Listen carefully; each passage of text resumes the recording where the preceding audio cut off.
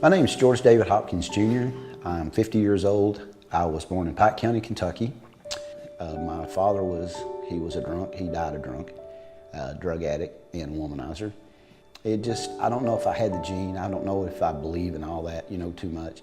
The first pill that I took, it made me feel a certain way, and I never, ever looked back on it. I got on cocaine really bad.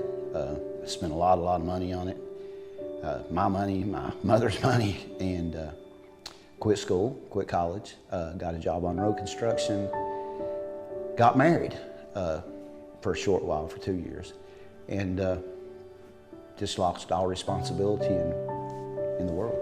Just became a recluse of drugs. My life was drugs. I woke up with drugs, I lived with drugs, and I went to bed when I did with drugs. Life was painful. It just got to where it was just unimaginably hard to live. And for whatever reason, if it was mental or whatever, but I started relying on cocaine. And I started doing more and more and more of it and more pain pills. And I took anywhere from 30 to 60 pain pills a day, and I did anywhere from an 8-ball, which is 3.5 grams, to an ounce a day of cocaine. And I had to get the money, so I stole money. I forged. I done pretty much what I had to do to get the money. I opened myself up to where they could do what they wanted to do with me. And they wanted me off the streets, and they got me off the streets. I went to prison in 1995, and I went to prison with the same mentality that I had in the world.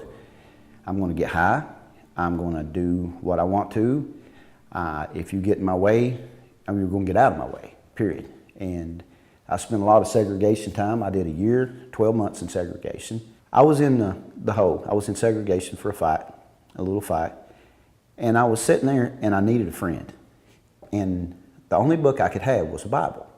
And I come up on a verse, and it was John 15:15, and it was talking about a friend.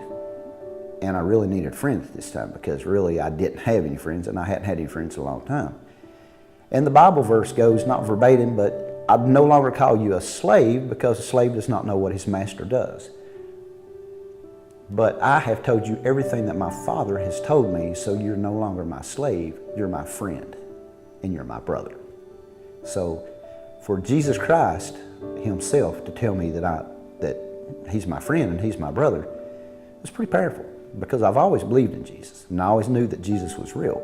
So I had a thought process that, maybe there is something more to this world than hurting people and being bad to people and looking at my own indulgence and what I want to do, and maybe to make a conscious decision to do better.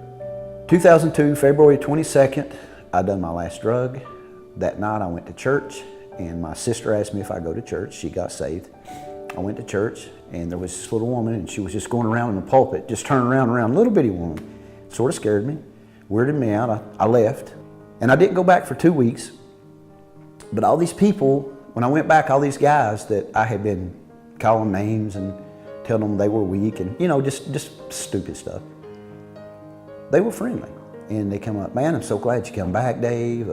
Man, it's good to see you here. It's great for you to be here. And it was sort of amazing, man, because I had to give these people the business. And I felt a little embarrassed, for real. But they just hugged me, told me they loved me. And I'm like, whoa, love me? What do you mean? Stop, dude, But that night, I found myself up against a wall. I looked down, I got khakis on. I have snot down my front. I don't know where I'm at. I don't know what happened.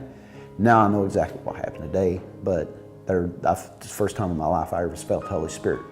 And from that day forward, the next day, that was the 22nd of February, I got saved, and I've never done a drug since that day. I've never had a drink. Said a few cuss words, but I was saved, and I'm very leery of people saying that God took this. I'm very leery of that statement, but I can honestly tell you that God took drugs away from me. The taste of drugs, the taste of hanging around the people that do drugs, He took the taste out of my mouth. And today I make a conscious choice to keep that. My sister and my brother-in-law come and see me. They told me that they knew of a place when I got to come home that maybe could help me. So, I'd heard all this do-gooder stuff, but I was still dude, I've been in prison a long time. Nobody's going to help me do nothing, But, it's still negative, still not relying on God, relying on my own strength. And I got out, and again, God showed me that, hey, there is people that care. And I come to Lexington Missions, and Angie and Laura got me a place. They got me a job immediately. I had been out 3 days. They got me a job at Old World Timber, owner Nathan Brown. And he's into giving people a second chance too, does a good thing. And I started coming out here, and they have church services on Wednesday. And I started coming to church services out here, and it was my first connection with the outside world, And they were just phenomenal, just phenomenal. Come on in, open door policy. What do you need? You need clothes. Yeah, I need a little help, I don't have a lot, But help with the clothes, help with vouchers, food vouchers, transportation, just whatever, They made sure that I had anything that I needed, you know what I'm saying, and your needs. And they made sure that I had that. And even things that I wanted, they made sure that I had, certain little things that I wanted, like a trip to McDonald's or something, just things like that, just things that you haven't done in a long time. And when you're away from it and you come into it, it is a big deal, it really is. And they made sure that I had a church to attend. And I was a little scared of that, a little skeptical. And they showed me that people do care. Second chances starts with people. And the people, to me, was Lexington Missions. Lexington Rescue Missions is a place full of people that has one thing in their mind, and that's not making a paycheck. And I'm not joking whatsoever. Their job, they feel like, is to give the love of Jesus Christ. But that's what this place is. This place is like a salesmanship. It sells you life. Here, you want your life back? You want to make a conscious commitment? Well, guess what? We're that. And we're going to give you the opportunity to get your life back. Now, here's everything you need. Go get it, boy.